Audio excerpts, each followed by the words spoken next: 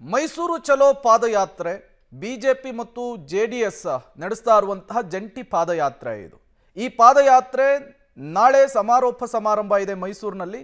ಅದಕ್ಕೂ ಮೊದಲು ಪಾದಯಾತ್ರೆಯಲ್ಲಿ ಭಾಗಿಯಾಗಿರುವಂತಹ ಬಿಜೆಪಿಯ ರಾಜ್ಯಾಧ್ಯಕ್ಷ ಬಿ.ವೈ. ವಿಜಯೇಂದ್ರ ಅವರು ಹಲವು ವಿಚಾರಗಳನ್ನು ಕೂಡ ಪ್ರಸ್ತಾಪಿಸಿ ಮಾತನಾಡ್ತಾ ಇದ್ದಾರೆ.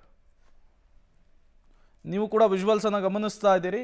ಒಂದು ಕಡೆ ಬಿಜೆಪಿಗರ ಪಾದಯಾತ್ರೆ, ಮತ್ತೊಂದು ಕಡೆ ಕಾಂಗ್ರೆಸ್ಸಿಗರ ಜನಾಂದೋಲನ ಸಮಾವೇಶ. ಈ ಸಮಾವೇಶಕ್ಕೆ ಜ್ಯೋತಿ ಬೆಳಗುವ ಮೂಲಕ ಚಾಲನೆಯನ್ನು ಕೊಡಲಾಗಿದೆ. ಈಗಾಗಲೇ ವಿಪಕ್ಷಗಳ ವಿರುದ್ಧ ರಣಕಹಳೆಯನ್ನು ಕೂಡ ಮೊಳಗಿಸಿದ್ದಾರೆ.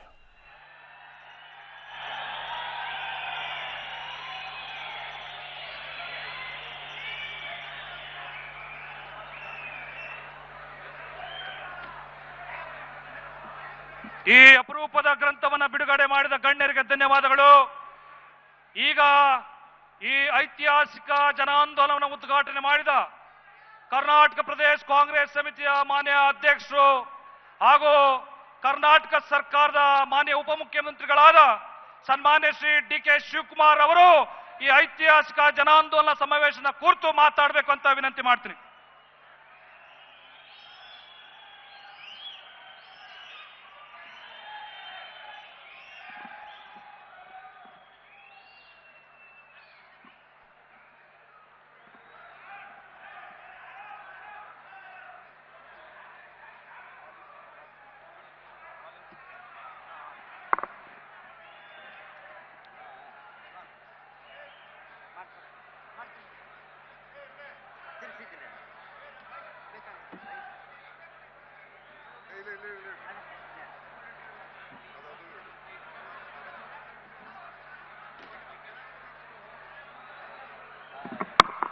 बोलो भारत माता की।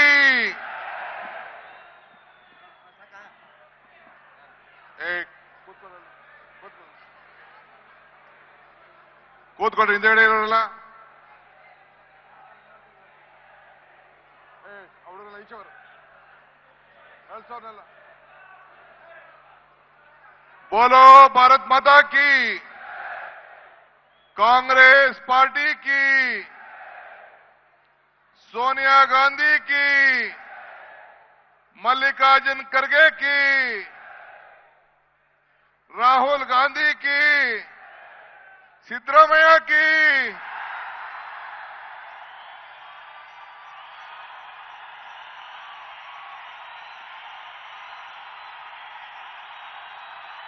ಆಯ್ತು ಆಯ್ತು ಆಯ್ತು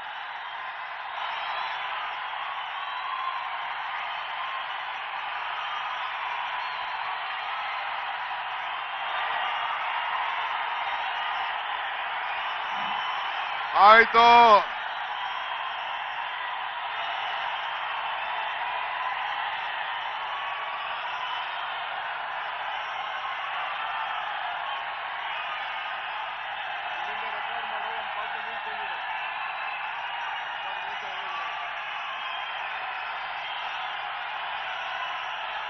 ಆಯ್ತು, ಲೈವ್ ಹೋಗ್ತಾ ಇದೆ.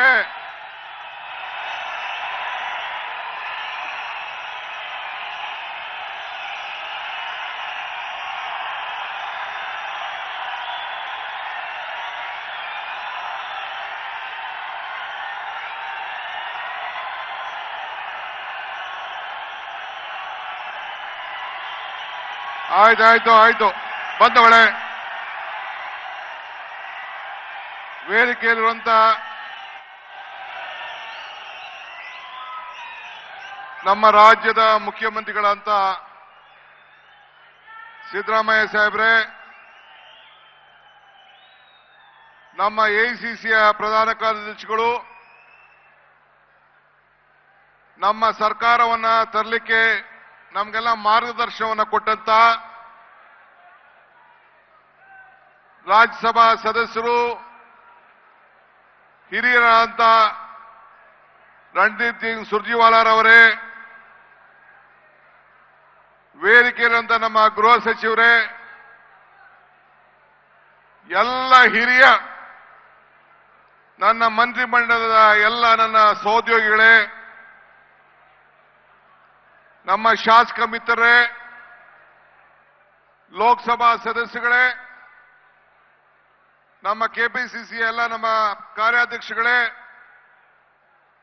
ಪದಾಧಿಕಾರಿಗಳೇ, ಜಿಲ್ಲಾ ಅಧ್ಯಕ್ಷಗಳೇ, ಮಾಜಿ ಶಾಸಕರುಗಳೇ, ಮುಖ್ಯವಾಗಿ ಈ ಬೃಹತ್ ಐತಿಹಾಸಿಕ ಸಮಾವೇಶಕ್ಕೆ ಪಾಲ್ಗೊಂಡು ಇಡೀ ದೇಶಕ್ಕೆ ಒಂದು ದೊಡ್ಡ ಸಂದೇಶವನ್ನ ಕಳಿಸ್ತಾ ಇರುತ್ತ ಎಲ್ಲ ಕಾರ್ಯಕರ್ತರೇ, ಬಂಧು ಭಗಿನಿಯರೇ, ಸೋದರ ಸೋದರಿಯರೇ ಮತ್ತು ಮಾಧ್ಯಮ ಮಿತ್ರರೇ, ಈ ದಿನ ಸ್ವಲ್ಪ ಶಾಂತಿ ಇರಬೇಕು. ನಾನೇನ್ ಹೇಳ್ತೀನಿ ಕೇಳಬೇಕು. ಕೆಂಗೇರಿ ಬಿಡದಿಯಿಂದ ಹೇಳ್ಕೊಂಡು ಬಂದಿದ್ದೀನಿ ಮೈಸೂರು ಗಂಟ. ಯಾರು ಗಲಾಟೆ ಮಾಡದೆ ಕೇಳೋರೆ, ಈಗೂ ಕೇಳಬೇಕು. ಈ ದಿನ ಸ್ವಲ್ಪ ತಾಳ್ಮೆಯಿಂದ ಇರೋ, ಕೈ ಮುಗಿದ್ದೀನಿ, ಸುಮ್ಮನೆ ಇರಬೇಕು. ಈ ದಿನ ಬ್ರಿಟಿಷರ ವಿರುದ್ಧ ಆಗಸ್ಟ್ 9ನೇ ತಾರೀಕು ಕ್ವಿಟ್ ಇಂಡಿಯಾ ಚಳವಳಿಯನ್ನ ಮಹಾತ್ಮ ಗಾಂಧೀಜಿಯವರ ನಾಯಕತ್ವದಲ್ಲಿ ನಡ್ಕೊಂಡು ಬಂತು. ಅಂದು ಬ್ರಿಟಿಷರ ವಿರುದ್ಧ ಹೋರಾಟವನ್ನ ನಾವು ಮಾಡಿದೋ. ಇದೇ 9ನೇ ತಾರೀಕು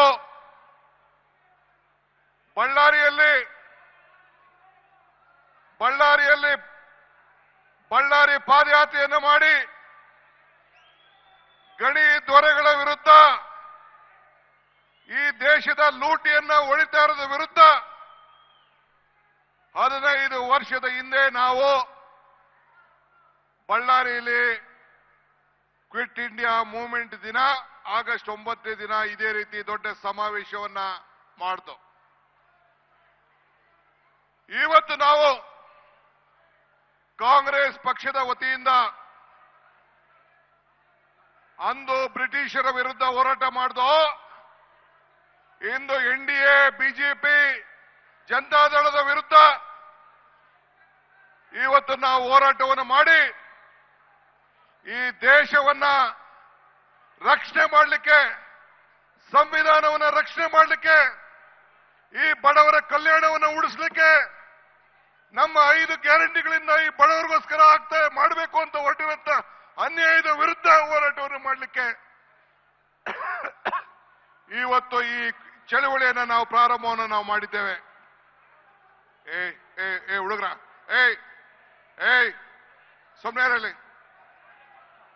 ಸೊಮ್ನೇರಲ್ಲಿ ಕಾರ್ಯಕರ್ತರು, ಆ ಮೀಡಿಯಾ ಅವ್ರು ತೊಂದರೆ ಮಾಡಬೇಡಿ.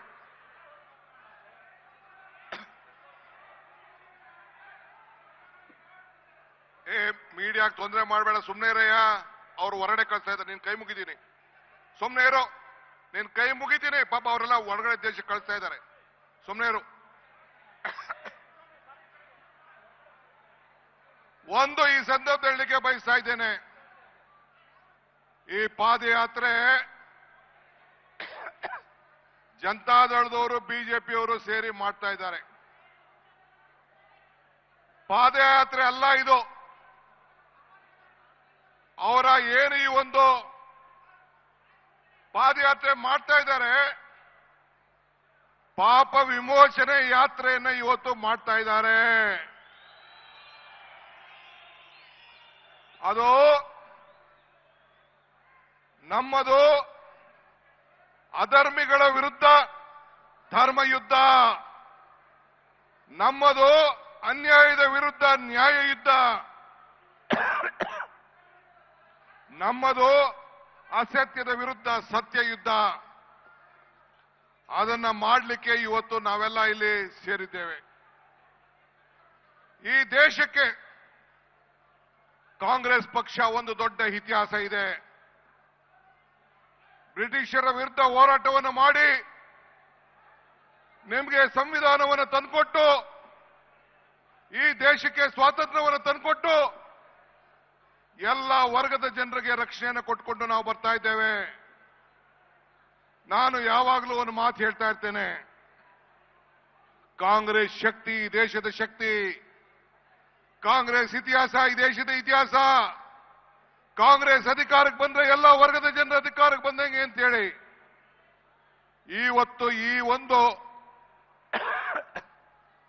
ಜನ ಆಂದೋಲನ ಕಾರ್ಯಕ್ರಮ ಈ ರಾಜ್ಯದ ನಮ್ಮ ಜನತೆಯ ರಕ್ಷಣೆಗೋಸ್ಕರ, ನಮ್ಮ ಸಂವಿಧಾನದ ರಕ್ಷಣೆಗೋಸ್ಕರ ಬಿಜೆಪಿ ಜನತಾದಳದವರು ಏನು ನಾವು ಅಧಿಕಾರಕ್ಕೆ ಬಂದಿದ್ದೇವೆ, 136 ಸೀಟು ಸಿದ್ದರಾಮಯ್ಯನವರ ನಾಯಕತ್ವದಲ್ಲಿ ಡಿ.ಕೆ. ಶಿವಕುಮಾರ್ ಅಧ್ಯಕ್ಷತೆಯಲ್ಲಿ ಏನು ಬಂದಿದೆ, ಈ ಸರ್ಕಾರವನ್ನ 10 ತಿಂಗಳಲ್ಲಿ ತೆಗೆದಾಕ್ತೀವಿ ಅಂತ ಹೇಳಿ ಏನು ಒಂದು ಹೋರಾಟ, ಒಂದು ಹುನ್ನಾರ ನಡೀತಾ ಇದೆ. ಈ ಬಡವರಿಗೋಸ್ಕರ ನಾವೇನು ರಕ್ಷಣೆಯನ್ನು ಕೊಟ್ಟು ಈ 5 ಗ್ಯಾರಂಟಿಗಳನ್ನು ಕೊಟ್ಟು ನಿಮ್ಮ ಬದುಕನ್ನ ನಾವು ಬದಲಾವಣೆಯನ್ನು ಮಾಡ್ತಾ ಇದ್ದೇವೆ. ಇದನ್ನ ನಾವು ರಕ್ಷಣೆ ಮಾಡಲಿಕ್ಕೆ ಈ ಒಂದು ಹೋರಾಟವನ್ನು ಇವತ್ತು ನಾವು ಹಮ್ಮಿಕೊಂಡಿದ್ದೇವೆ. ನಿಮ್ಗೆಲ್ಲ ಸಂದೇಶವನ್ನು ಕೊಡ್ಲಿಕ್ಕೆ ನಾವು ಮಾಡಿದ್ದೇವೆ. Mister Kumaraswamy, mister Ashoka, mister Vijendra, ನೀವು 170, 180 ಜನ ಶಾಸಕರುಗಳನ್ನ ಹಿಂದೆ ಕರ್ಕೊಂಡು ಆಪರೇಷನ್ ಲೋಟಸ್ ಮಾಡಿ ಅನೇಕ ಸರ್ಕಾರಗಳನ್ನ ತೆಗೆದುಹಾಕಿದ್ರಿ. ಕುಮಾರಸ್ವಾಮಿ, ನಿನ್ನ ಮುಖಂಡತ್ವದಲ್ಲಿ 19 ಸೀಟ್ ಮಾತ್ರ ಗೆಲ್ತು. ಈ ಡಿ.ಕೆ. ಶಿವಕುಮಾರ್ ಮುಖಂಡತ್ವದಲ್ಲಿ ಅಧ್ಯಕ್ಷತೆಯಲ್ಲಿ 136 ಸೀಟ್ ಗೆದ್ದಿದೆ. ಈ ಬ್ರಿಟಿಷ್ ಅವರು 200 ವರ್ಷ ಆಳಿದ್ರು ಕೂಡ ಈ ಕಾಂಗ್ರೆಸ್ ತೆಗೆದಾಕಕ್ಕಾಗ್ಲಿಲ್ಲ. ನಿನ್ನ 19 ಸೀಟು ಈ ಬಡ ಜನತೆಯ ಶಕ್ತಿ, ಈ ಕಾಂಗ್ರೆಸ್ ಶಕ್ತಿ. ಇದನ್ನ ನಿನ್ನ ಕೈಲಿ ಇನ್ನ 2 ಜನ್ಮ ತಾಳಿದ್ರು ಕೂಡ ನೀನು ಬಿಜೆಪಿಯವರು ಸೇರ್ಕೊಂಡು ಏನೇ ಕುತಂತ್ರ ಮಾಡಿದ್ರು ನಿನ್ನ ಕೈಲಿ ಮಾಡ್ಲಿಕ್ಕೆ ಸಾಧ್ಯ ಇಲ್ಲ. ಇವತ್ತು ಸಿದ್ದರಾಮಯ್ಯನವರ ರಾಜೀನಾಮೆ ಬೇಕಾ ನಿನಗೆ? ಏ ವಿಜೇಂದ್ರ, ಅಶೋಕ, ನಿನಗೆ ರಾಜೀನಾಮೆ ಬೇಕಾ? ಕಲ್ಲು ಬಂಡೆ ಅಂತ ಹೇಳಿ ಮಾಧ್ಯಮದವ್ರು ಹೇಳಿದ್ರು. ಕಲ್ಲು ಪ್ರಕೃತಿ, ಕಡದರೆ ಆಕೃತಿ, ಪೂಜಿಸಿದ ಸಂಸ್ಕೃತಿ. ಈ ಬಂಡೆ ಸಿದ್ದರಾಮಯ್ಯನ ಜೊತೆ ಇದೆ. ಈ ಮಾತನ್ನ ಈ ಸಂದರ್ಭದಲ್ಲಿ ಹೇಳಲಿಕ್ಕೆ ನಾನು ಬಯಸ್ತಾ ಇದ್ದೇನೆ. ಈ ಬಂಡೆ ಜೊತೆ 136 ಜನ ಶಾಸಕರು ಇದ್ದಾರೆ. 1,80,00,000 ಜನ ಮತದಾರರು ಏನು ಮತವನ್ನ ಕೊಟ್ಟಿದ್ದಾರೆ, ಆ ಮತದಾರರು ಸಿದ್ದರಾಮಯ್ಯನ ಜೊತೆ ಇದೆ. ಇದನ್ನ ತಾವು ಗಮನದಲ್ಲಿ ಇಟ್ಕೊಳ್ಬೇಕು. ಆದ್ರಿಂದ ನಿನ್ ಕೈಲಿ ಏನು ಮಾಡ್ಲಿಕ್ಕಾಗುದಿಲ್ಲ. ಇತಿಹಾಸ ಗೊತ್ತಿದ್ಯಾ? ಬಾಬಾ ಸಾಹೇಬ್ ಅಂಬೇಡ್ಕರ್ ಹೇಳಿದ್ದಾರೆ, ಇತಿಹಾಸ ಮರ್ತವನು ಇತಿಹಾಸ ಸೃಷ್ಟಿ ಮಾಡಲಿಕ್ಕೆ ಸಾಧ್ಯ ಇಲ್ಲ ಅಂತ ಹೇಳಿ. ಇಂದಿರಾ ಗಾಂಧಿ ಅವರು ಹೇಳ್ತಾ ಇದ್ದಾರೆ, ಅವಕಾಶ ನಿನಗೆ ಸಿಕ್ಕುದಿಲ್ಲ, ಅವಕಾಶನ ನೀನೇ ಹುಡ್ಕೊಂಡು ಹೋಗ್ಬೇಕು ಅಂತ ಹೇಳಿ ಇಂದಿರಾ ಗಾಂಧಿ ಅವರು ಹೇಳಿದ್ದಾರೆ. ಹಂಗೆ ನಮ್ಗೆ ಈ ನಿನ್ನ ಪಾಪದ ಯಾತ್ರೆಯನ್ನ, ಪಾಪ ವಿಮೋಚನೆ ಯಾತ್ರೆಯನ್ನ ಮಾಡಿ ನಿಮ್ಗೆಲ್ಲ ಶಕ್ತಿ ತುಂಬುವಂತ ಕೆಲಸನ ಬಿಜೆಪಿಯವರು, ಜನತಾದಳವರು ಮಾಡಿಕೊಟ್ರು. ಅದಕ್ಕೆ ಅವ್ರಿಗೊಂದು ಕೋಟಿ ನಮಸ್ಕಾರ ಹೇಳಲಿಕ್ಕೆ ನಾನು ಬಯಸ್ತಾ ಇದ್ದೇನೆ. ಇವತ್ತು ನೀವು ಏನಾರು ಈಗ ಹಿಂದೆ ಸ್ವಾತಂತ್ರ್ಯ ಹೋರಾಟಕ್ಕೋಸ್ಕರ ದಂಡಿ ಯಾತ್ರೆ ನಡೀತು ಕಾಂಗ್ರೆಸ್. ಎಸ್.ಎಂ. ಕೃಷ್ಣರವರು ಕಾವೇರಿಗೋಸ್ಕರ ಪಾದಯಾತ್ರೆ ಮಾಡಿದ್ರು ಮಂಡ್ಯದವರೆಗೂ. ರಾಹುಲ್ ಗಾಂಧಿ ಅವರು ಈ ದೇಶದ ಐಕ್ಯತೆಗೋಸ್ಕರ, ಈ ದೇಶದ ಸಮಗ್ರತೆಗೋಸ್ಕರ, ಈ ಬಡವರಿಗೋಸ್ಕರ, ಬೆಲೆ ಏರಿಕೆಗೋಸ್ಕರ, ಯುವಕರಿಗೋಸ್ಕರ ಭಾರತವನ್ನ ಒಂದು ಮಾಡ್ಲಿಕ್ಕೋಸ್ಕರ ಕಾಶ್ಮೀರ್, ಕನ್ಯಾಕುಮಾರಿಯಿಂದ ಕಾಶ್ಮೀರವರೆಗೂ ನಡೆದಿದ್ರು. ಇದೇ ಸಿದ್ದರಾಮಯ್ಯನವರು, ನಾವೆಲ್ಲ ಕಾಂಗ್ರೆಸ್ಸಿಗರು ಸೇರಿ ಈ ರಾಜ್ಯದ ಸಂಪತ್ತನ್ನ ಲೂಟನ್ನ ತಪ್ಪಿಸ್ಲಿಕ್ಕೋಸ್ಕರ ಬೆಂಗಳೂರಿಂದ ಬಳ್ಳಾರಿವರೆಗೂ ಪಾದಯಾತ್ರೆಯನ್ನು ಮಾಡಿತು.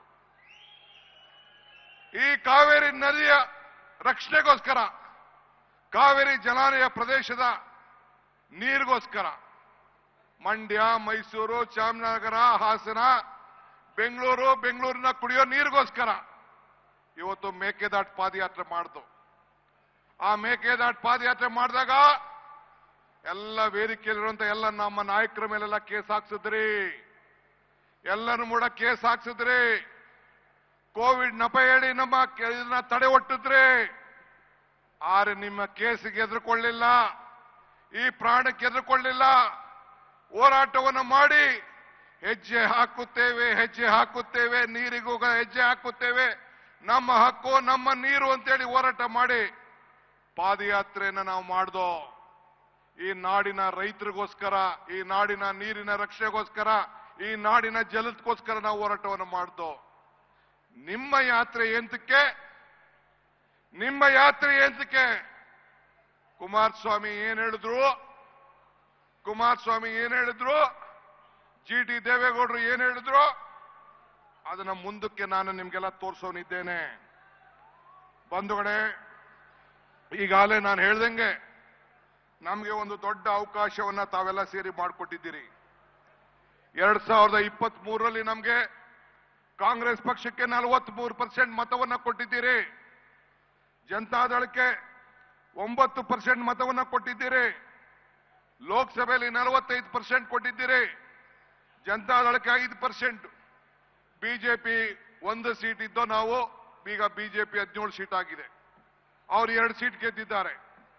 ನಾವು ಒಪ್ತೇವೆ, ಜನಪ್ರತಿನಿಧಿಗಳು ಪ್ರಜಾಪ್ರಭುತ್ವದ ವ್ಯವಸ್ಥೆಯಲ್ಲಿ ಏನು ತೀರ್ಪನ್ನು ಕೊಟ್ಟಿದ್ದಾರೆ ಅದನ್ನು ಒಪ್ತೇವೆ.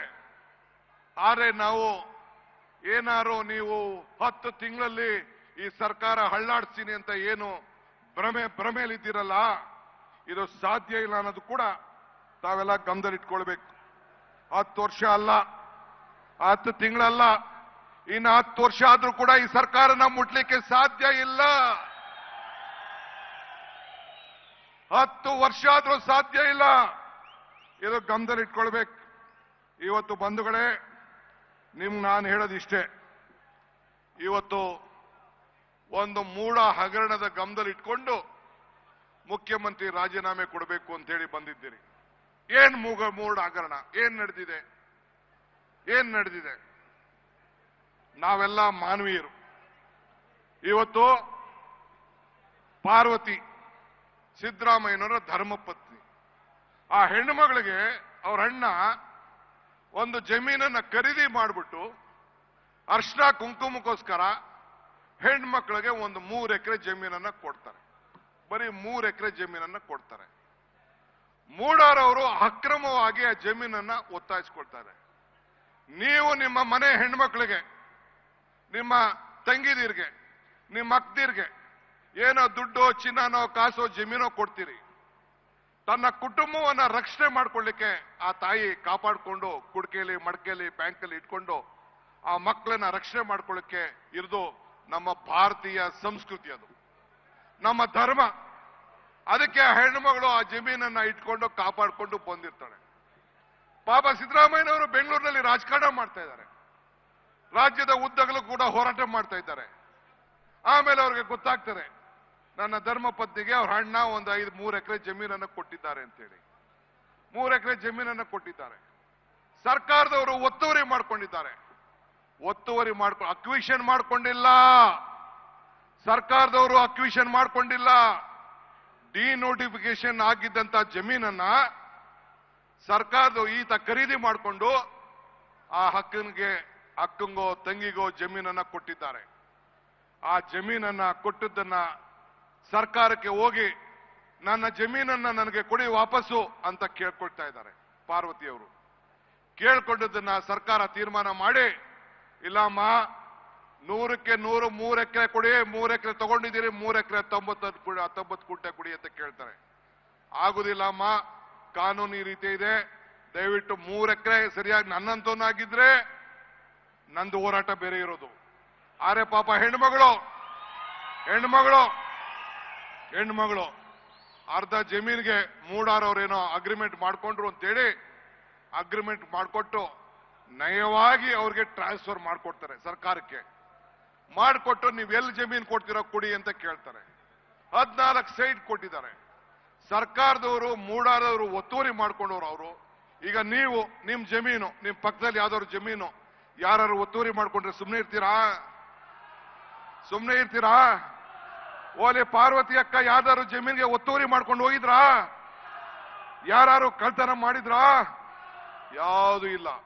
ನನ್ನ ಜಮೀನಿಗೆ ಒತ್ತುವರಿ ಮಾಡ್ಕೊಂಡಿರೋದಕ್ಕೆ ನನಗೆ ಕೊಡಿ ಅಂತ ಕೇಳಿ ಸರ್ಕಾರದವರು ಒಂದು 50-50 ಅಂತ ಮಾಡಿ ಒಂದು 38,000 ಅಂದ್ರೆ 1,60,000 ಅಡಿ ಹೋಯ್ತು.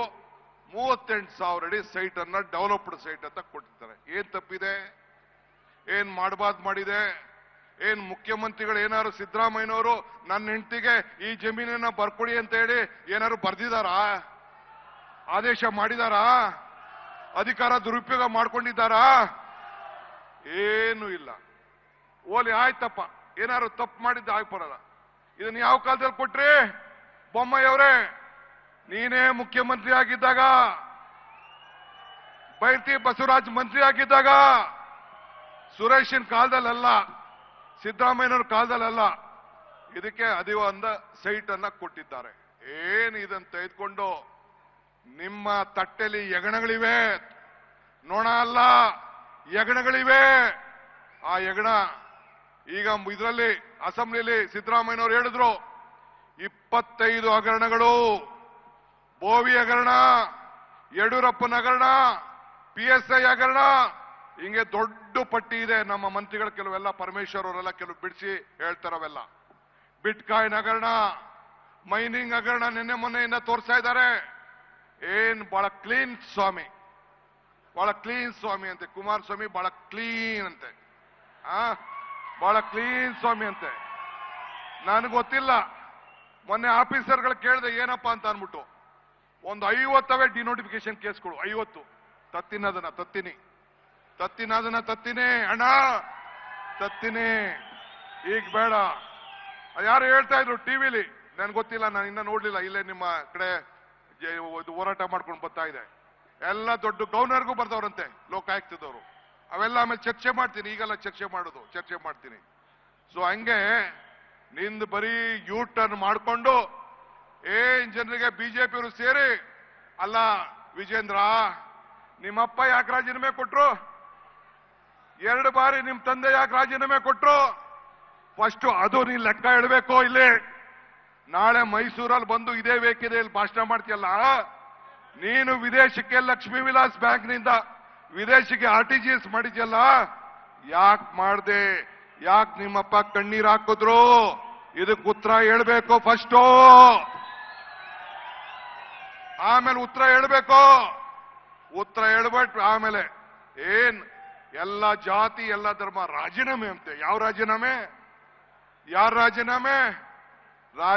ಯಾರು ರಾಜೀನಾಮೆ ಕೊಡ್ತಾರೆ ಅಂತ ಕಾಲ ತೀರ್ಮಾನ ಮಾಡ್ತದೆ. ಇವತ್ತು ತಮ್ಗೆಲ್ಲ ನಾನು ಕೇಳ್ಕೊಳ್ಳೋದಿಷ್ಟೇ. ಇವತ್ತು ಅನೇಕ ಭಾಷಣಗಳು ನಮ್ಮ ಲೀಡರ್ಗಳೆಲ್ಲ ಮಾತಾಡವ್ರೆ, ಅನೇಕ ಹಗರಣಗಳ ಬಗ್ಗೆ ಮಾತಾಡವ್ರೆ. ನಾನು ಹಗರಣಗಳ ಬಗ್ಗೆ ಮಾತಾಡಕ್ ಹೋಗುದಿಲ್ಲ. ನಾನು ಮೊನ್ನೆ ಮಂಡ್ಯದಲ್ಲಿ ಹೇಳಿದೆ, ಈ ಕೃಷ್ಣ ಬೈರೇಗೌಡ ನಂಬೇಡಿ, ಈ ನಮ್ಮ ಪ್ರಿಯಾಂಕಾ ಖರ್ಗೆ ನಂಬೇಡಿ, ಸತೀಶ್ ಜಾರಕಿಹೊಳಿ ನಂಬೇಡಿ, ಜಾರ್ಜ್ ನಂಬೇಡಿ, ಸಿದ್ದರಾಮಯ್ಯನೂ ನಂಬೇಡಿ, ನನ್ನೂ ನಂಬೇಡಿ, ಯಾರು ನಂಬೇಡಿ. ನಮ್ಮ ಮೇಲೆ ಏನಿದ್ರು ನಂಬಿಕೆ ಏನಿದ್ರು ಯಡಿಯೂರಪ್ಪನವ್ರ ಮೇಲೆ, ಕುಮಾರಸ್ವಾಮಿ ಮೇಲೆ, ಯೋಗೇಶನ್ ಮೇಲೆ, ಯತ್ನಾಳ್ ಮೇಲೆ ಅವನು ಮಾತ್ರ ನಂಬಿಕೆ ಇರಲಿ. ನಮ್ಮೇಲೆ ನಂಬಿಕೆ ಹೋಗ್ಬೇಡಿ ಅಂತ ಹೇಳಿದೆ. ನೀವು ಅದನ್ನ ನೋಡ್ಬೇಕು ದಯವಿಟ್ಟು. ಮಿಸ್ಟರ್ ಮತ್ತಿಕಟ್ಟಿ ಏನ್ ಹೇಳ್ತಾರೆ ನಮ್ಮ ಕುಮಾರಣ್ಣ ಕೇಳೋಣ. ಈ ಸಮಾವೇಶದ ಬಗ್ಗೆ ಕುಮಾರಣ್ಣ ಅವರ ನುಡಿಮುತ್ತುಗಳನ್ನು ಹೇಳಿದ್ದಾರೆ, ದಯವಿಟ್ಟು ಕೇಳೋಣ. ದಯವಿಟ್ಟು ತಾವು ತೋರಿಸ್ಬೇಕು. ಅವ್ರ ಪಕ್ಷದ ನಿಲುವಿನಲ್ಲಿ, ಬಿಜೆಪಿ ನಿಲುವಿನಲ್ಲಿ ಅವ್ರ ತೀರ್ಮಾನ ತಗೊಂಡು ಮಾಡ್ತಾ ಇದ್ದಾರೆ. ಇಲ್ಲಿ ನಮ್ಮನ್ನ ವಿಶ್ವಾಸಕ್ಕೆ ತೆಗೆದುಕೊಳ್ಳದೆ ಇದ್ದಾಗ ಬೆಂಗಳೂರಿನಿಂದ ಮೈಸೂರಿನವರೆಗೆ ನಮ್ಮ ಶಕ್ತಿ ಇರ್ತಕ್ಕಂಥದ್ದು ಅಷ್ಟೆಲ್ಲ ಇದ್ದು ವಿಶ್ವಾಸಕ್ಕೆ ತೆಗೆದುಕೊಳ್ಳದೆ ಹೋದ ಮೇಲೆ ಸರಿಯಾದ ರೀತಿಯಲ್ಲಿ ನಾವ್ಯಾತಿಗೆ ಬೆಂಬಲ ಕೊಡಬೇಕು? ರಾಜಕಾರಣ ಮಾಡೋದು ಬೇರೆ, ಚುನಾವಣೆಗಳು ಬಂದಾಗ ಬೇರೆ ಒಟ್ಟಿಗೆ ಇರ್ತಕ್ಕಂಥದ್ದು. ಆದರೆ ಇವತ್ತಿನ ಈ ರೀತಿಯ ಕಾರ್ಯಕ್ರಮದಿಂದ ಸಾಧನೆ ಏನು ಮಾಡ್ತೀವಿ? ಏನು ಸಾಧನೆ ಮಾಡ್ಲಿಕ್ಕೆ ಸಾಧ್ಯ? ಇದು ನನ್ನ ಮನಸ್ಸಿಗೂ ನೋವಾಗಿದೆ. ಸ್ಥಳೀಯ ನಾಯಕರ ಅಭಿಪ್ರಾಯ ಪಡೆದಿಲ್ಲ.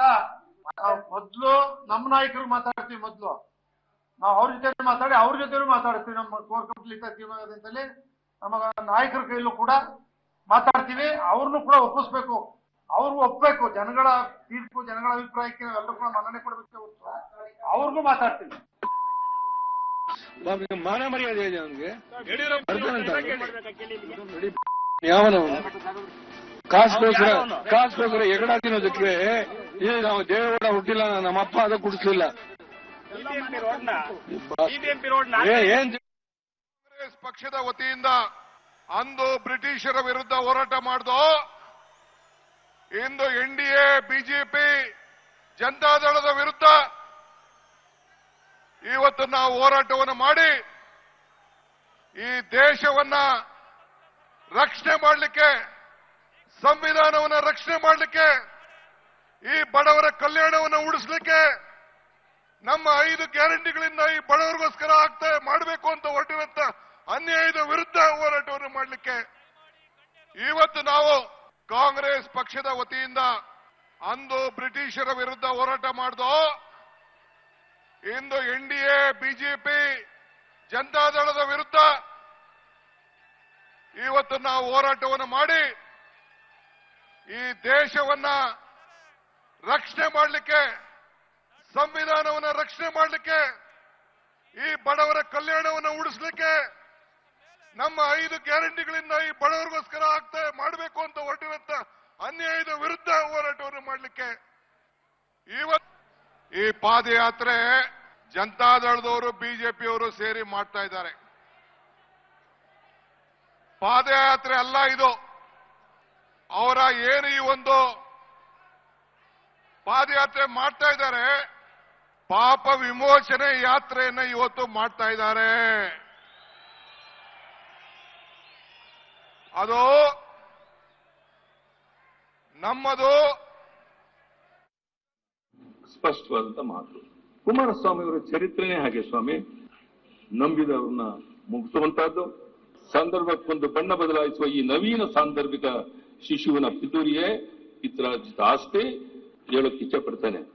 ಪ್ರಜಾತಂತ್ರ ವ್ಯವಸ್ಥೆನಲ್ಲಿ ವಿರೋಧ ಪಕ್ಷದಲ್ಲಿ ಕುಂತ್ಕೊಂಡು ನಾನೇನ್ ಮಾತಾಡಬೇಕು ಅನ್ನೋದನ್ನ ದೇವೇಗೌಡರಿಂದ ಪಾಠ ಕಲಿಯುವಂತ ಅಗತ್ಯ ಇಲ್ಲ.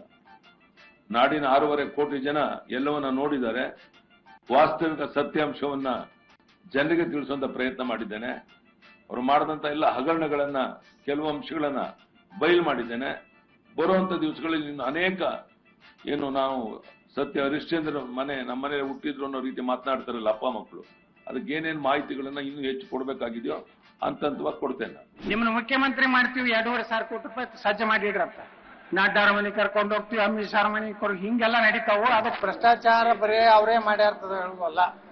ವಿಜೇಂದ್ರ ಏನೇನೋ ಕರೋನಾದಾಗ ಎಟ್ಟು ಮಾಡ್ಯಾರ ಅದನ್ನು ತೆಗಿಲಿ ಹೊರಗೆ. ಭ್ರಷ್ಟಾಚಾರ ಮಾಡಿದವರೇ ಭ್ರಷ್ಟಾಚಾರ ವಿರುದ್ಧ ಹೋರಾಟ ಮಾಡಿದ್ರೆ ಅದಕ್ಕೇನು ಮಹತ್ವ ಇಲ್ಲ. ಮತ್ತ ಯಡಿಯೂರಪ್ಪನವ್ರಿಗೆ ಇಳಿಸ್ಲಕ್ಕ ಕಾರಣ ಯಾರು? ವಿಜೇಂದ್ರ. ಎದಕ್ಕೆ ಬಂದ್ರೆ ಭ್ರಷ್ಟಾಚಾರ ಮಾಡಿದ್ರು. ವಿಜೇಂದ್ರ ಎಲ್ಲ ಹಸ್ತಕ್ಷೇಪ ಮಾಡ್ಯಾನ. ಕರೋನಾದಾಗ ಎಷ್ಟು ಅವ್ಯವಹಾರ ಆಗಿದೆ ವರದಿ ಇದೆ. HK ಪಾಟೀಲ್ರು, ರಾಮಲಿಂಗಾರೆಡ್ಡಿಯವರು ವರದಿ ಕೊಟ್ಟಾರೆ. ಎಷ್ಟು ಬಡವರ ರೊಕ್ಕ ತಿಂದಾರ, ಮಾಸ್ಕ್ದಾಗ ಎಷ್ಟು ತಿಂದಾರ ಎಲ್ಲಾನು ತನಿಖೆ ಹಾಕಿ.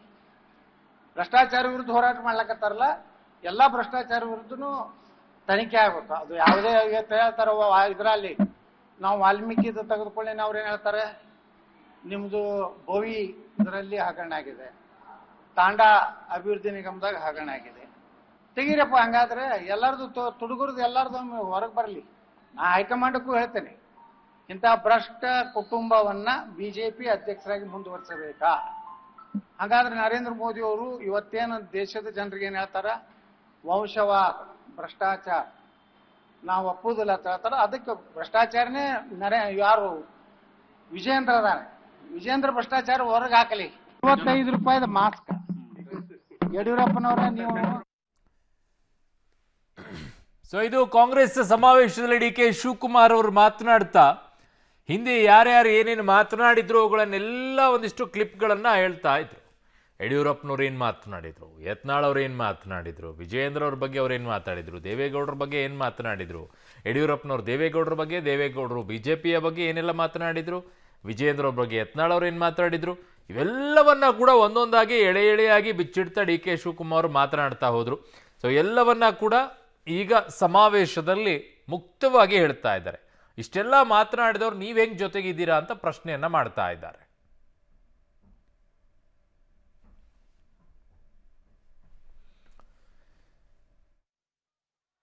ಈ ಪಾದಯಾತ್ರೆ ಜನತಾದಳದವರು ಬಿಜೆಪಿಯವರು ಸೇರಿ ಮಾಡ್ತಾ ಇದ್ದಾರೆ. ಪಾದಯಾತ್ರೆ ಅಲ್ಲ ಇದು. ಅವರ ಏನು ಈ ಒಂದು ಪಾದಯಾತ್ರೆ ಮಾಡ್ತಾ ಇದ್ದಾರೆ, ಪಾಪ ವಿಮೋಚನೆ ಯಾತ್ರೆಯನ್ನ ಇವತ್ತು ಮಾಡ್ತಾ ಇದ್ದಾರೆ. ಅದು ನಮ್ಮದು ಅಧರ್ಮಿಗಳ ವಿರುದ್ಧ ಧರ್ಮಯುದ್ಧ, ನಮ್ಮದು ಅನ್ಯಾಯದ ವಿರುದ್ಧ ನ್ಯಾಯ ಯುದ್ಧ, ನಮ್ಮದು ಅಸತ್ಯದ ವಿರುದ್ಧ ಸತ್ಯ ಯುದ್ಧ. ಅದನ್ನ ಮಾಡಲಿಕ್ಕೆ ಇವತ್ತು ನಾವೆಲ್ಲ ಇಲ್ಲಿ ಸೇರಿದ್ದೇವೆ. ಈ ದೇಶಕ್ಕೆ ಕಾಂಗ್ರೆಸ್ ಪಕ್ಷ ಒಂದು ದೊಡ್ಡ ಇತಿಹಾಸ ಇದೆ. ಬ್ರಿಟಿಷರ ವಿರುದ್ಧ ಹೋರಾಟವನ್ನು ಮಾಡಿ ನಿಮಗೆ ಸಂವಿಧಾನವನ್ನು ತಂದುಕೊಟ್ಟು, ಈ ದೇಶಕ್ಕೆ ಸ್ವಾತಂತ್ರ್ಯವನ್ನು ತಂದುಕೊಟ್ಟು, ಎಲ್ಲ ವರ್ಗದ ಜನರಿಗೆ ರಕ್ಷಣೆಯನ್ನು ಕೊಟ್ಟುಕೊಂಡು ನಾವು ಬರ್ತಾ ಇದ್ದೇವೆ. ನಾನು ಯಾವಾಗಲೂ ಒಂದು ಮಾತು ಹೇಳ್ತಾ ಇರ್ತೇನೆ, ಕಾಂಗ್ರೆಸ್ ಶಕ್ತಿ ಈ ದೇಶದ ಶಕ್ತಿ, ಕಾಂಗ್ರೆಸ್ ಇತಿಹಾಸ ಈ ದೇಶದ ಇತಿಹಾಸ. ಕಾಂಗ್ರೆಸ್ ಅಧಿಕಾರಕ್ಕೆ ಬಂದ್ರೆ ಎಲ್ಲ ವರ್ಗದ ಜನರ ಅಧಿಕಾರಕ್ಕೆ ಬಂದಂಗೆ ಅಂತ ಹೇಳಿ ಇವತ್ತು ಈ ಒಂದು ಜನ ಆಂದೋಲನ ಕಾರ್ಯಕ್ರಮ ಈ ರಾಜ್ಯದ ನಮ್ಮ ಜನತೆಯ ರಕ್ಷಣೆಗೋಸ್ಕರ, ನಮ್ಮ ಸಂವಿಧಾನದ ರಕ್ಷಣೆಗೋಸ್ಕರ ಬಿಜೆಪಿ ಜನತಾದಳದವರು ಏನು ನಾವು ಅಧಿಕಾರಕ್ಕೆ ಬಂದಿದ್ದೇವೆ, 136 ಸೀಟು ಸಿದ್ದರಾಮಯ್ಯನವರ ನಾಯಕತ್ವದಲ್ಲಿ DK ಶಿವಕುಮಾರ್ ಅಧ್ಯಕ್ಷತೆಯಲ್ಲಿ ಏನು ಬಂದಿದೆ, ಈ ಸರ್ಕಾರವನ್ನ 10 ತಿಂಗಳಲ್ಲಿ ತೆಗೆದಾಕ್ತೀವಿ ಅಂತ ಹೇಳಿ ಏನು ಒಂದು ಹೋರಾಟ, ಒಂದು ಹುನ್ನಾರ ನಡೀತಾ ಇದೆ. ಈ ಬಡವರಿಗೋಸ್ಕರ ನಾವೇನು ರಕ್ಷಣೆಯನ್ನು ಕೊಟ್ಟು, ಈ 5 ಗ್ಯಾರಂಟಿಗಳನ್ನು ಕೊಟ್ಟು ನಿಮ್ಮ ಬದುಕನ್ನ ನಾವು ಬದಲಾವಣೆಯನ್ನು ಮಾಡ್ತಾ ಇದ್ದೇವೆ. ಇದನ್ನ ನಾವು ರಕ್ಷಣೆ ಮಾಡಲಿಕ್ಕೆ ಈ ಒಂದು ಹೋರಾಟವನ್ನು ಇವತ್ತು ನಾವು ಹಮ್ಮಿಕೊಂಡಿದ್ದೇವೆ. ನಿಮ್ಗೆಲ್ಲ ಸಂದೇಶವನ್ನು ಕೊಡ್ಲಿಕ್ಕೆ ನಾವು ಮಾಡಿದ್ದೇವೆ. Mister Kumaraswamy, mister Ashoka, mister Vijendra, ನೀವು 170, 180 ಜನ ಶಾಸಕರುಗಳನ್ನ ಹಿಂದೆ ಕರ್ಕೊಂಡು ಆಪರೇಷನ್ ಲೋಟಸ್ ಮಾಡಿ ಅನೇಕ ಸರ್ಕಾರಗಳನ್ನ ತೆಗೆದುಹಾಕಿದ್ರಿ. ಕುಮಾರಸ್ವಾಮಿ, ನಿನ್ನ ಮುಖಂಡತ್ವದಲ್ಲಿ 19 ಸೀಟ್ ಮಾತ್ರ ಗೆಲ್ತು. ಈ DK ಶಿವಕುಮಾರ್ ಮುಖಂಡತ್ವದಲ್ಲಿ ಅಧ್ಯಕ್ಷತೆಯಲ್ಲಿ 136 ಸೀಟ್ ಗೆದ್ದಿದೆ. ಈ ಬ್ರಿಟಿಷ್ ಅವರು 200 ವರ್ಷ ಆಯ್ತು ಅಂತೇಳಿ ಅವೆಲ್ಲ ಬಿಡಿಸಿ ಎಲ್ಲ ಅವರೇ ಮಾತಾಡಿದ್ದಾರೆ. ನಾನೇನ್ ಮಾತಾಡಬೇಕಾದ ಅವಶ್ಯಕತೆ ಇಲ್ಲ. ಎಲ್ಲ ಯೂಟರ್ನ್. ಫಸ್ಟ್ ನನ್ನ ಮೇಲೆ ಹೇಳಿದ್ರು, ತಿರ್ಗಾ ಅದಾರ ಪ್ರೀತಮ್ ಗೌಡ ಅಂತೆ, ತಿರ್ಗಾ ಒಂದು ಹೇಳಿದ್ರು, ತಿರ್ಗಾ ಅದಂತೆ. ನಾನು ಒಂದು ಈ ಸಂದರ್ಭದಲ್ಲಿ ಹೇಳಲಿಕ್ಕೆ ನಾನು ಬಯಸ್ತಾ ಇದ್ದೀನಿ, ನೀವು ಗಮನ ಇಟ್ಕೊಂಡಿರ್ಬೇಕು. ಇವತ್ತು ಏನೋ ಬಿಜೆಪಿ ಅವರಿಬ್ರು ಬಿಜೆಪಿಗೆ ಬ್ಯಾಕ್ ಸ್ಟಾಪ್ ಮಾಡಿದ್ ನಾವು ಮಾಡಿದ್ವಾ? ಯಡಿಯೂರಪ್ಪಂಗೆ ಯಾರು ಬ್ಯಾಕ್ ಸ್ಟಾಪ್ ಮಾಡಿದ್ರು? ಇದೇ ಕುಮಾರಸ್ವಾಮಿ ಬ್ಯಾಕ್ ಸ್ಟಾಪ್ ಮಾಡಿದ್ರು. ಇವತ್ತು ನಮ್ಗಳ ಮೇಲೆ ಮಾತಾಡ್ಕೊಂಡು ಬರ್ತಾ ಇದ್ದಾರೆ. ನಾನು ಒಂದು ಹೇಳ್ತೀನಿ, 17 ಜನ ಇದ್ರು ಎಂಪಿಗಳು. ಸಿದ್ದರಾಮಯ್ಯನವರು ಡೆಪ್ಟಿ CM ಇದ್ರು, ಅವ್ರನ್ನೂ ಸಹಿಸಲಿಲ್ಲ. ಅವ್ರ ಎಂಪಿಗಳು ಒಬ್ಬರು ಅವ್ರ ಜೊತೆ ಯಾರು MP ಆಗಿದ್ರು ಅವರು ಇಲ್ಲ, ಯಾರನ್ನೂ ಬಿಡ್ಲಿಲ್ಲ.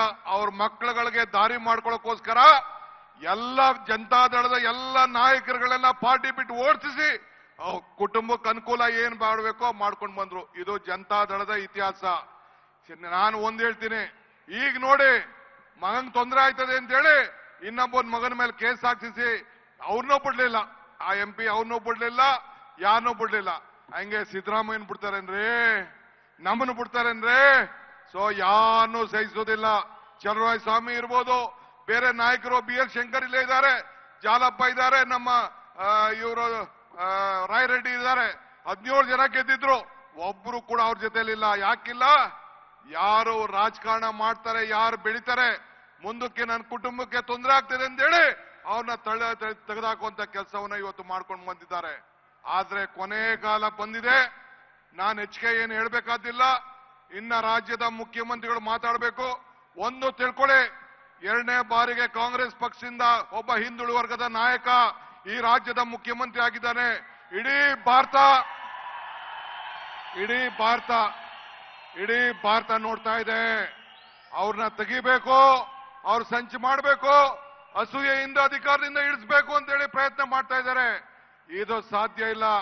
ಭಾರತೀಯ ರಾಷ್ಟ್ರೀಯ ಕಾಂಗ್ರೆಸ್ ಪಕ್ಷ, ಮಲ್ಲಿಕಾರ್ಜುನ್ ಖರ್ಗೆ ಅವರ ನೇತೃತ್ವದ ಪಕ್ಷ, ಸೋನಿಯಾ ಗಾಂಧಿ ಅವರ ನಾಯಕತ್ವ, ರಾಹುಲ್ ಗಾಂಧಿ ಅವರ ನಾಯಕತ್ವ, ನಾವೆಲ್ಲ ಸೇರಿ ಅವರ ಬೆನ್ನಿಗೆ ಇದ್ದೇವೆ. ನೀವೇನು ಮಾಡ್ಲಿಕ್ಕೆ ಸಾಧ್ಯ ಇಲ್ಲ. ನೀವು ಕೂಡ ನಮ್ಮ ಜೊತೆ ಇದ್ದೀರಿ ಅನ್ನೋ ಮಾತನ್ನ ಹೇಳಿ ತಮ್ಮೆಲ್ಲರಿಗೂ ವಂದಿಸಿ, ಮುಖ್ಯಮಂತ್ರಿಗಳು ಪರಮೇಶ್ವರ್ ಇನ್ನ ಮಾತಾಡೋರಿದ್ದಾರೆ. ಒಂದು ಸಂದೇಶ ನಿಮಗೆ, ಇತಿಹಾಸ ಇದೆ. ಮತ್ತೆ ಈ ರಾಜ್ಯದಲ್ಲಿ ಕಾಂಗ್ರೆಸ್ ಸರ್ಕಾರ ತರುವಂತ ಕೆಲಸವನ್ನ ನಾವು ಮಾಡ್ತೇವೆ. ನುಡಿದಂತೆ ನಡೆದಿದ್ದೇವೆ. 5 ಗ್ಯಾರಂಟಿಗಳನ್ನ ಕೊಟ್ಟಿದ್ದೇವೆ. ಇನ್ನ ಮುಂದಕ್ಕೂ ಕೂಡ ನಿಮ್ಮ ಬದುಕಿನಲ್ಲಿ, ಭಾವನೆಗಲ್ಲ, ನಿಮ್ಮ ಬದುಕಿನಲ್ಲಿ ನಾವು ಬದಲಾವಣೆಯನ್ನ ತಂದಿದ್ದೇವೆ. ಹಿಂದೆ ಕಾಂಗ್ರೆಸ್ ಸರ್ಕಾರ ಯಾವ್ದಾದ್ರು ಕಾರ್ಯಕ್ರಮ ಕೊಟ್ಟಿತ್ತಲ್ಲ, ಉಳುನ್ಗೆ ಭೂಮಿ, ಸೈಟು, ಮನೆ, ಯಾವ್ದಾದ್ರು ಕಾರ್ಯಕ್ರಮ, ಓಲ್ಡ್ ಏಜ್ ಪೆನ್ಷನ್ ತೆಗೆದಾಕಾಯ್ತಾ? ಹಂಗೆ ನಮ್ಮ 5 ಗ್ಯಾರಂಟಿಗಳನ್ನ ಯಾರು ಕೂಡ ತೆಗೆದಾಕ್ಲಿಕ್ಕೆ ಸಾಧ್ಯ ಇಲ್ಲ. ಬಿಜೆಪಿಯವ್ರ ಕೈಲೂ ಆಗುದಿಲ್ಲ, ನಾವು ತೆಗೆದಾಕೋದಿಲ್ಲ. ಈ ಮಾತನ್ನ ಹೇಳಿ ನಿಮ್ಮ ಜೊತೆ ಇದ್ದೇವೆ ಅನ್ನೋ ಮಾತನ್ನ ಹೇಳಿ ನನ್ನ ಮಾತನ್ನು ಮುಗಿಸ್ತೇನೆ. ಒಂದು, ಆ ತಾಯಿ ಏನು ಚಾಮುಂಡೇಶ್ವರಿ ಇದ್ದಾಳೆ, ಆ ಪಾರ್ವತಿ ದೇವಿ ಮೇಲೆ ತಾವೆಲ್ಲ ಏನು ಅನ್ಯಾಯ ಮಾಡ್ತಾ ಇದ್ದೀರಿ. ಒಬ್ಬ ಮುಖ್ಯಮಂತ್ರಿಗಳ ಹೆಂಡತಿ ಯಾವತ್ತಾರು ಮನೆಯಿಂದ ಈಚೆ ಬಂದಿದೆ ಅಂದ್ರೆ, ದೇವಸ್ಥಾನಕ್ಕೆ ಹೋದ್ರು ಕ್ಯೂ ಅಲ್ಲಿ ನಿಂತ್ಕೊಂಡು ಆ ಹೆಣ್ಮಗಳು ದರ್ಶನವನ್ನ ಮಾಡ್ಕೊಂಡು ಬಂದಂತ ಒಬ್ಬ ಹೆಣ್ಮಗಳು. ನಮ್ಮನೆ ಹೆಣ್ಮಕ್ಳಾದ್ರೂ ಕೂಡ ಇವತ್ತು ಬಂದು ನಮ್ಮ ಜೊತೆ ಪ್ರವಾಸ ಮಾಡ್ತಾರೆ. ಮುಖ್ಯಮಂತ್ರಿ ಆದಾಗೂ ಕೂಡ ಒಂದಿನ ಬಂದು ಈಚೆ ಬರಲಿಲ್ಲ. ಅಂತ ಹೆಣ್ಣುಮಗಳ ಬಗ್ಗೆ ತಾವು ಈ ರೀತಿ ಅಧಿಕಾರವನ್ನ ದುರುಪಯೋಗ ಮಾಡಿಕೊಂಡ್ರು ಅಂತ ಹೇಳಿ ಏನು ಕಳಂಕ ಮಾಡಲಿಕ್ಕೆ ಪ್ರಯತ್ನ ಮಾಡ್ತಾ ಇದ್ದೀರಿ. ಇದು ಸಾಧ್ಯ ಇಲ್ಲ. ಆ ತಾಯಿ ಚಾಮುಂಡಿ ಕ್ಷಮಿಸುವುದಿಲ್ಲ. ಮುಖ್ಯಮಂತ್ರಿಗಳು ಕ್ಷಮಿಸಬಹುದು, ಧರ್ಮಪತ್ನಿ ಕ್ಷಮಿಸಬಹುದು, ಆ ತಾಯಿ ಚಾಮುಂಡಿ ನಿಮ್ಮನ್ನು ಯಾರು ಕೂಡ ಕ್ಷಮಿಸುವುದಿಲ್ಲ ಅನ್ನೋ ಮಾತನ್ನ ಹೇಳಿ ನನ್ನ ಮಾತನ್ನು ಮುಗಿಸ್ತೇನೆ. ಜೈ ಹಿಂದ್, ಜೈ ಕರ್ನಾಟಕ.